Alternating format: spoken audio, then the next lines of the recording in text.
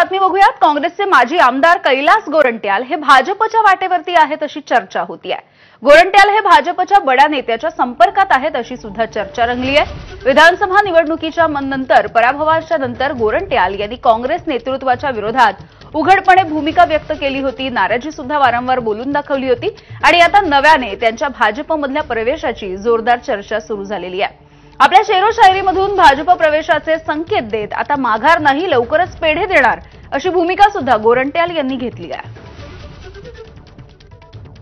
आईना बनने का हर्जाना मुझे भरना है, मुझे आईना बनने का हर्जाना भरना है मुझे। अरे कब का टूट चुका था, अब बस बिखरना है मुझे। क्या बताऊं ऐ सादे दिल, और कितने इम्तिहान देना है मुझे।